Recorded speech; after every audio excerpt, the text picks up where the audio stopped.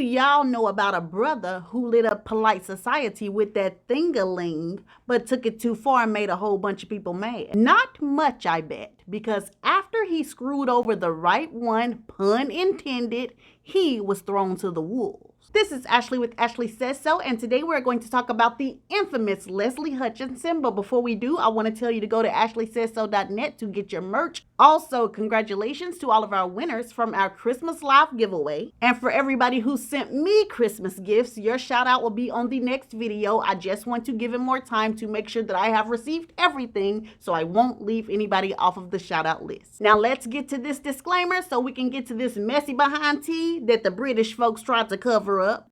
I'm not sure what's true or false in this video. I take gossip and tea and scandal from online, from books, from magazine, from word of mouth, and I ball it all up and I tell you guys a story. The whole video is for entertainment purposes. I have done my research. Make sure you do yours. Now, let's get to the video. Let's get to it. Leslie Arthur Julian Hutchinson, aka Hutch, was born on March the 7th, 1900 in Grenada, British Island. His mother's name was Mary Ann and his father's name was George, and from the looks of it, although they were not very well off, they also were not a family of poverty. One of the key things to note is that they were definitely doing well enough to get little Leslie piano lessons, which he started doing in earnest around the age of about 5 or 6. Now, there is not much else known about Hutch's childhood, but what is known is that he was a great student in school. He worked very hard and he was determined to be somebody. In fact, all through elementary school as well as his middle grade school, Hutch's grades were so superb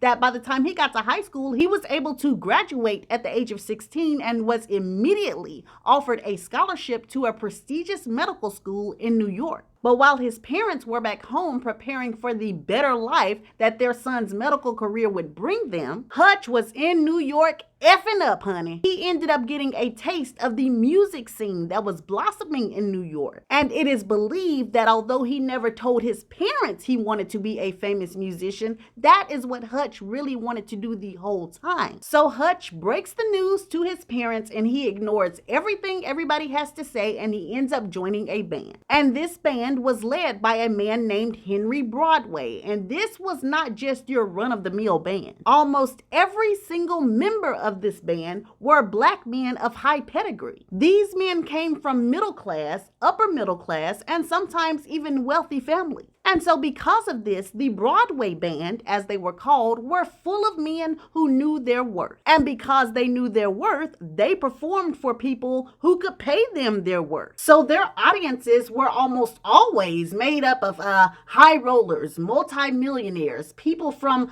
polite society. And so here you have Hutch, a very, very beautiful man, very learned, and now making pretty good money. So, baby, you know, the women came a-flocking, trying to see if they could be the catch on his hook. And above all of the rest, Hutch ended up choosing a stunningly beautiful young lady by the name of Ella Bird. Hutch and Ella ended up marrying in the year 1924, and a couple of years after that, she ended up giving birth to their child, a daughter, whom they also named Leslie. And as Hutch became more knowledgeable when it came to reading and writing music, and also as he became more comfortable entertaining in front of crowds and began to become a standout in the Broadway band, people thought he was going to go on to be a very influential African-American entertainer or musician. They really had him pegged to be like the first Cap Calloway or the first Duke Ellington. And that would have been the case probably, but something started happening that would change the course of Hutch's life. See, while Hutch and the rest of the Broadway band were raking in all the money, living it up, jumping and jiving, playing for wealthy white society, broke white society was sitting up there, sitting in the corner, upset about the whole ordeal, baby. Broke white society said, "Don't do us. Who is these Negroes in this doggone band making more money than us? Talking like they got some sense and wearing big flashy suits while wealthy white society throws money at them." So the next thing you know, Hutch found himself playing with the Broadway band when the KKK burst through the door and started busting the band upside the head. And this wasn't a one-time thing. As a matter of fact, the KKK started busting in and busting up almost all of the parties that the Broadway band played at. It was just too much misogyny imagination going on for their liking. And so after a while, it just became too much. You know what I'm saying? Hutch couldn't live like this. He sure enough couldn't really have a career with this going on. So he did what most black performers did at that time period when they encountered racism. And what he do, y'all? Let me see if y'all been paying attention while y'all been watching all of my videos. Put the answer in the comments. Let me know if you get it right. What did all black performers do when they encountered racism at that time? He went over to France, Paris, France in particular. And around this time, it's probably around 1926, 1927. Baby, he came walking over there with that wavy hair, them bright eyes. And when I tell you, Hutch found work and an audience in no time flat, baby, I mean no time. And he also immediately has his pick of all of the French women. And baby, he's picking every single one of them. You know why? Because he's left his wife Ella over in the United States, telling her that when he finds success, he's gonna bring her and their baby over with him. But child, that boy wasn't worried about them folks. He was sitting over here enjoying himself. But as much as Hutch was delighting the Parisian music crowd, the crowd of people were just like lowly people, you know what I'm saying? Just normal everyday people. They definitely were not the crowds that he was used to when he played over in America with the Broadway band. And Hutch may have ended up settling performing for these type of people, who knows? But there was one man who wasn't going to settle for it, and his name was Cole Porter. And Cole Porter was a successful composer and songwriter, and the very first time that he saw Hutch perform, he was so taken with Hutch that Cole was determined to turn Hutch into a star. So he introduced himself to Hutch and told Hutch about his ideas, and then he started to work tirelessly, trying to book Hutch shows in front of the wealthy, the elite. And Cole Porter was successful at this. Leslie Hutchinson quickly became the premier act for high society circles. And if you're wondering why Cole Porter had taken Leslie Hutchinson under his wing, gossip claims that Cole Porter had an unrequited passion for Hutch. Allegedly, he would watch Hutch with wanton and longing eyes, but he never said anything because he felt like Hutch was only interested in women. You know what I'm saying? That's all he'd seen him with. So Cole was resigned to just kind of sit on the sidelines and watch the man that he wanted so badly, so passionately, just basically live his life of stardom. He was content to just be around Hutch, just to be in the same vicinity as Hutch. Well, one day, while Cole Porter was helping Hutch and trying to find all of these shows for Hutch, he ended up doing his big one. And that's when he ended up inviting Countess Edwina Mountbatten, who was the aunt of Prince Philip, to one of Hutch's shows. And for all of you people who watch the TV show The Crown, you know the character Lord Mountbatten, who was always whispering in Prince Charles's ear, his uncle. Well, Countess Edwina was his wife. So anyway, Countess Edwina is over in Paris and she comes to one of Hutch's shows, and baby, right at that moment, she knew she had to have him. So after the show, she quickly introduces herself to him and she takes him over to the side and she tells him that he has to come back to England to perform for her immediately. Well, that's all that she was recorded to have said, because baby, in real life, it seems like she might have said much more than that, because gossip claims that whatever she said, Hutch was so excited about it that when he got back to Cole Porter's house later that night, he started to thank Cole Porter profusely. And so Cole Porter is like, you know, you're welcome. I'm so happy for you. And then child of folks say that Hutch told Cole, no, I want to really thank you. Next thing you know, the folks say that Cole Porter was bent over having his dreams come true. Baby, I ain't lying. All that time, Cole Porter had been sitting on the side waiting and wishing that Hutch saw him in that light. Baby, he saw him in that light that night and many more nights after that, allegedly. In fact, supposedly they carried on for at least 6 months before Hutch ended up getting on a ship and heading over to England. And since Countess Edwina was so enthralled with Hutch when she first met him, his reputation preceded him. He stepped off of the ship and stepped into being the darling of high society over in England. Countess Edwina had told all of her friends about Hutch. She also told the rest of the royal family, told them that Hutch was such a great entertainer, such such a great performer that they all needed to meet him immediately. And so they did. Hutch is even rumored to have gone on to have a really great friendship with Prince Edward, the Prince of Wales. I mean, they would hang out, have tea together, end up having these deep conversations. And very soon, the Prince of Wales would announce to the public that his favorite singer was Leslie Hutchinson. And just like today, a lot of the British public hangs on to the royals' every last word. So when the Prince of Wales said this, Leslie Hutchinson became the highest paid singer in all of England. Sold out shows. I don't care if it was big shows, small shows, clubs, theaters, didn't matter. Sold out. But honey, it was what was happening at his more intimate shows. That's where the tea was, because child, listen at this. So allegedly, Countess Edwina invited Hutch to perform at a small party for her. So it was like a intimate gathering, probably around 50 people there. So Hutch is playing at his piano, and he's singing, and then suddenly he gets up from the piano and he starts to kind of walk to the crowd. And he walks back and forth a couple of times, and then he stops directly in front of Countess Edwina. And he's singing to her. And the song that he's singing is like a romantic song. So it's kind of like he's singing to her directly. And so people are kind of, giggling and kind of whispering at each other, and they're kind of like, woo, it's getting kind of frisky. Well, honey, the next thing they know, Countess Edwina has stood up from her seat, and then she starts kind of shimmying to the music. Then she takes her scarf from around her neck and then loops it around Hutch's neck, and then she leans in and kisses him. And all that giggling and whispering turned into coughing and grunting. What the heck is going on here?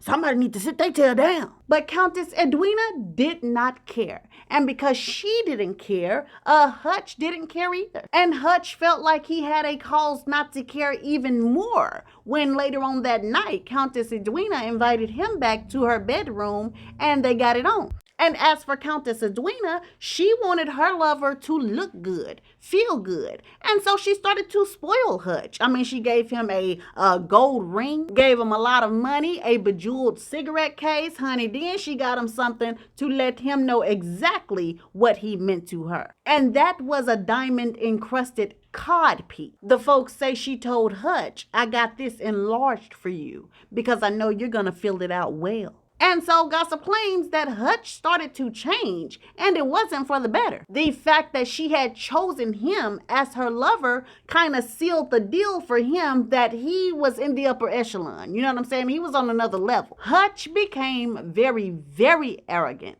and very, very vain. And rumor has it, he did finally have his wife and daughter come overseas with him. But you would have never guessed the man was married because allegedly he kept them out of the spotlight. They say when it came down to poor Ella, he would kind of treat her like, Ella, I'm a very important man now. And these new friends I got, there's really no reason for you to be around them. You wouldn't even understand them, Ella. For goodness sakes, I'm playing golf with the Prince of Wales. Just support me, dear. That's all I need. I just need your support. And that's what Ella did. She sat back and she supported her husband while Hutch paraded around like he was a part of high society. High society people sometimes were very haughty and very arrogant. High society people also lived well and had very beautiful homes, which Hutch bought for himself and his wife. Also purchased a white Rolls Royce. And honestly, it may not even be a stretch to think that maybe Hutch was a little bit embarrassed by Ella because allegedly a lot of his neighbors thought that Ella was the maid and he never corrected these people. So anyways, to move on with the story, by the 1930s, Hutch was not only having an affair with Countess Edwina, he was having affairs with multiple wealthy housewives. He was their secret. They would pass him around from woman to woman and then later have tea parties where they would talk to each other and discuss the details. What did he do to you? Oh, honey, did he whip out that tongue when he was with you? Well, no, he didn't. I'll just have to sign up for another round. And so with all of this talk about the famous black lover, Leslie Hutchinson, celebrities knew they had to get in on it too. Namely Merle Oberon and Tallulah Bankhead. There were even bets placed on whether or not Hutch could seduce famous stage actor Ivor Novello and Hutch won the bet. And let's just be real, Hutch was living the life of a high-paid whore. And honey, it was so messy that the man would bed mothers and daughters. And one of those daughters was debutante Elizabeth Sperling. Now, sources differ on whether Hutch really did sleep with Elizabeth's mother, but of course, we're gonna go with the messy source. And the messy source says that allegedly, Liz heard about the back breaking her mama was getting from Hutch and wondered if he could break her back the same way. But see, Liz should have stayed in a young lady's place because see, she didn't know how to ensure that things would stay on track the way her mama did, and Liz's crazy tail ended up getting pregnant. And oh, it was a scandal, honey. Her parents were furious, and I am sure that Elizabeth probably got at least one slap for putting the family's name in danger. Mother Sperling and Father Sperling started to work double time to try to cover their daughter's misdeed. And they basically pushed her on the market, and it didn't take long at all for someone to take the bait. He was an army officer named Colonel Arthur Corbett. So Elizabeth marries Arthur, and about 2 months later, she breaks out with the exciting news that she is pregnant. Arthur lights up like a Christmas tree, and he dotes on Elizabeth throughout her whole pregnancy. He is very excited that he's about to become a father. When the baby girl, whom they named Gabriella, is born, Arthur cries tears of joy, and Elizabeth, her parents, and Hutch are thanking their lucky stars that the plan worked flawless. Until about 3 months later, when those newborn baby features started to change. Gabriella's skin is no longer pale white and pinkish. It's now very dusky tan and beigeish. Her hair no longer sits straight and flat on her head. Now it's very curly and kinky and sometimes gets tangled at the nape of her neck. Elizabeth's husband Arthur looks at his daughter and he's wondering what kind of witchery is this? Then common sense busts him in the back of the head and he realizes ain't no doggone witchery. Elizabeth, his wife, has had a black baby. And not only that, this hussy has tried to pin the baby on him. Arthur went through that doggone house and lit everybody in the house up. He told Elizabeth she was sorry, told the parents they were sorry, and he said he wouldn't dare raise this half-Negro baby. In fact, he wanted that child out of his house, like right now, today. So Elizabeth is crushed, but not too crushed where she won't give up her marriage for her baby, but crushed enough to let her baby girl Gabriella go to live with her father, Leslie Hutchinson. So she set about to schedule a meeting with Hutch so they could discuss the detail. But honey, she need not bother. When Hutch found out what the meeting was about, he told Elizabeth that her and baby Gabriella could kick rocks because he didn't want nothing to do with her. And so, with neither parent wanting or accepting baby Gabriella, she was put up for adoption. Elizabeth's father, Roland Sperling, was so incensed at the way that Hutch had treated his daughter. Firstly, sleeping with her, impregnating her, and then not accepting responsibility for the baby, that he ended up suing Hutch. And this caused quite a sensation. And this was the first incident that really started to kind of change things for Hutch. This was the start of his charm starting to wear off of the upper class. And unfortunately for Hutch, he did not notice that this tide was turning. So he continued to behave like he was one of the guys, one of the in crowd. And it was the scandal that happened next that truly rocked high society. So it's around 1935 and 1936, and Hutch has been carrying on multiple affairs, but none more so than what he has been doing with Countess Edwina. So rumor has it that one day Countess Edwina and her husband Lord Mountbatten get into a huge fight because of infidelity in their marriage. Allegedly, they've both been cheating on each other and they're both upset about it. Well, Lord Mountbatten must have said something that really upset Countess Edwina. You know, maybe he told her that he wasn't going to leave his side pieces alone.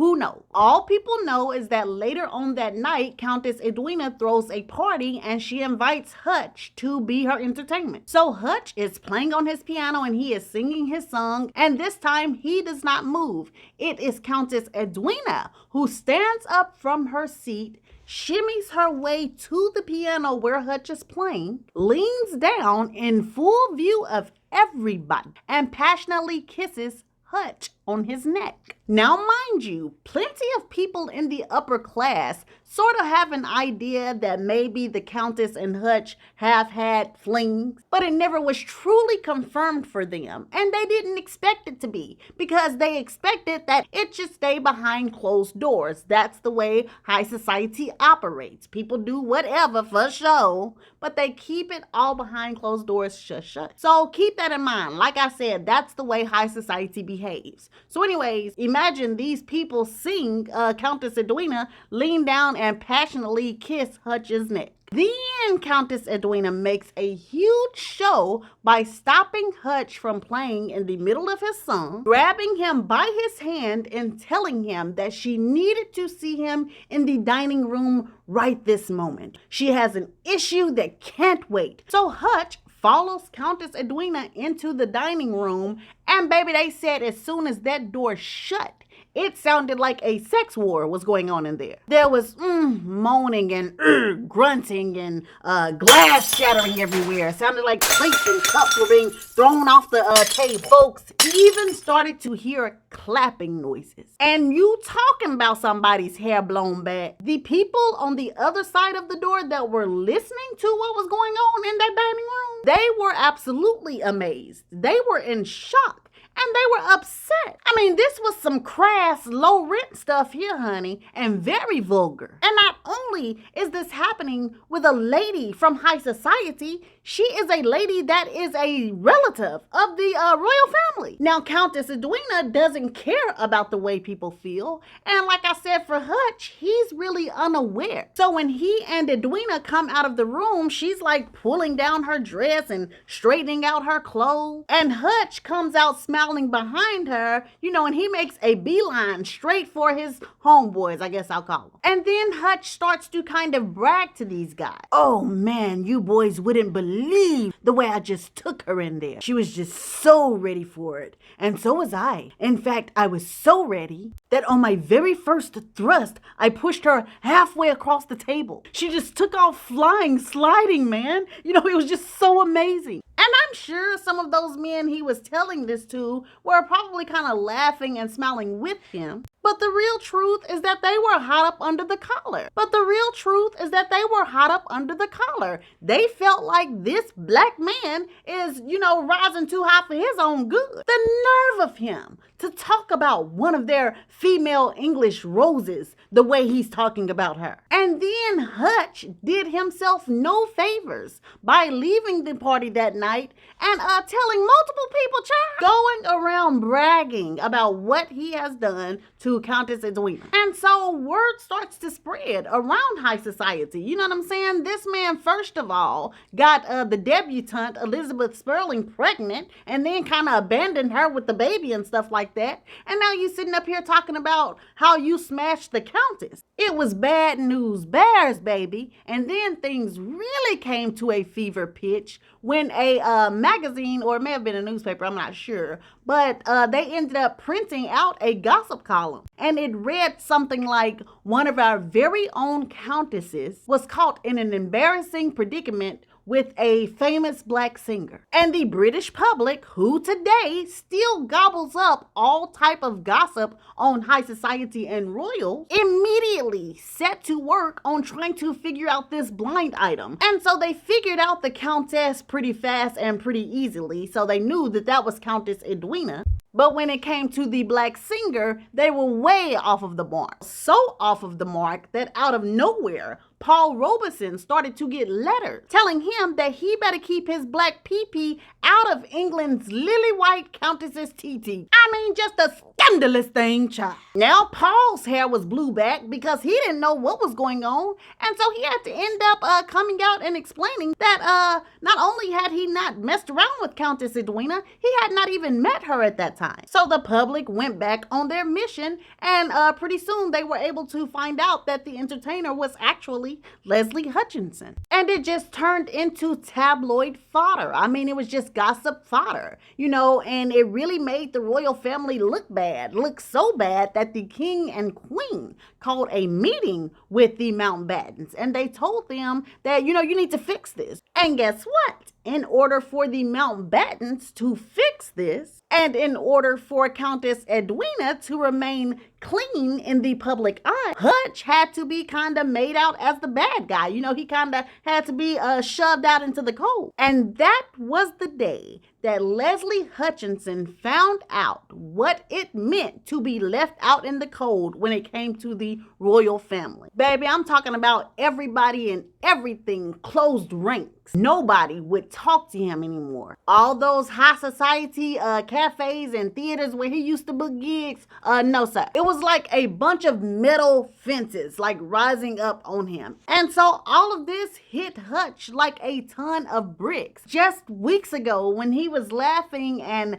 playing around with these people, now they had kind of dumped him like yesterday's trash. And then it was reported that the Mountbattens were suing the newspaper who broke the story for libel. And it also was reported that they would have full support of the royal family. And that was all that needed to be said to shut down the stuff with Countess Edwina. Baby, I'm talking about all of the articles disappeared, all of the gossip, all of the pictures, all of the stories, everything that had to do with blemishing her image, her reputation, all disappeared in the blink of an eye, simply because the royal family had its stamp on it. Well, for Leslie, not so much. Now that the papers couldn't report or wouldn't report on Countess Edwina, they started reporting on him double time. You know, they brought up his past of sleeping with a whole lot of women, brought up his past about one of his children going up for adoption, brought up the fact that he was a married man. And so Hutch started to be looked at like a man who ruins women, you know, like a wolf, a very sinful man.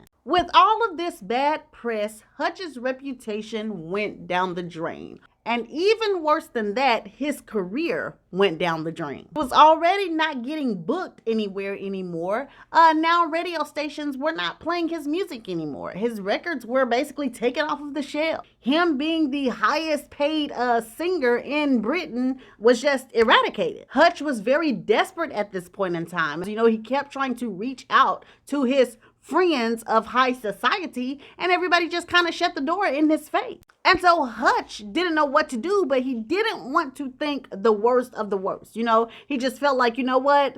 Let me just sit back for a minute, keep it low for a couple of years. And then after all of this stuff passes, then it'll be okay. You know, everything is just too hot right now. And so Hutch sat back and he waited kind of behind the scenes. And then when the 1940s came around, that is when he decided to try to give it another shot. And one of the very first people he tried to reach out to was Countess Edwina. Baby, when I tell you that Countess Edwina acted like she had never heard of Leslie Hutchinson in her life when this man tried to reach back out to her, she ain't had no time to sit up here and jeopardize her title, her money, all the stuff she was getting to help this little old black man that's sitting up here tugging at her skirt, asking her to help him get back in good with people. And really, at this point, Leslie should have just gone home with his wife Ella and started to make his life another way. But he could not let it go. And so he felt like if Countess Edwina wasn't going to help him, then he would just find another woman in the royal family and seduce her and try to use her connections.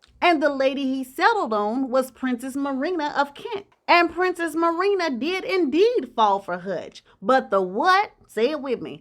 Tee-hee-hee was on him. Because Princess Marina ain't had no will or no want to help Hutch get his career back on track. She also didn't care to help him try to get in good with high society or the royal family, none of that. Unfortunately for Hutch, while he was trying to use and get over on Princess Marina, it was actually her using and getting over on him. Baby, she was getting all of the weenus that she wanted and was sending him on his way. Once Hutch found out that there would be no opportunity in him messing around with Princess Marina, baby, he snatched his wood back so fast and he decided to try another route. You know, maybe he could prove himself not only to the high society or the royals of Britain, but just the British public anyway. And he felt like the way for me to prove myself is for me to join the military, for me to go and fight in World War II. Them folks was blowing up stuff all around Hutch curly head. And then when he got back to Britain, when the war was over, nobody said a mumbling word. There was no mention of praise, no mention of bravery. In fact, most people probably didn't even know that Hutch had joined the war because they simply did not care. This right here, none of the newspapers or magazines reporting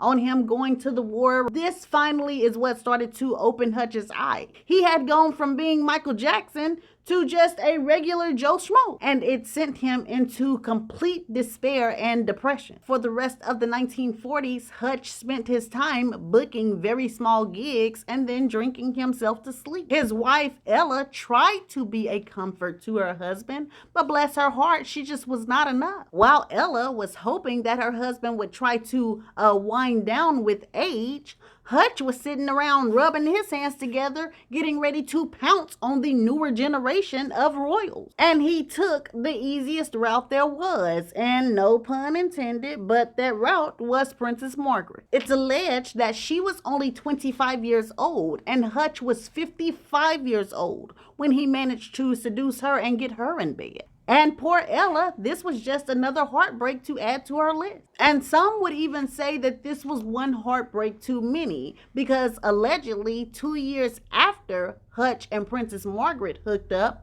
Ella ended up passing away, which happened in the year of 1958. Out of all of that money he'd made, while he had been wealthy and the highest paid entertainer, he hadn't even saved enough money to bury his wife properly. Leslie Hutchinson let the woman who loved him all of her life, the woman who obeyed and supported him all of her life, he let her lie in a pauper's grave.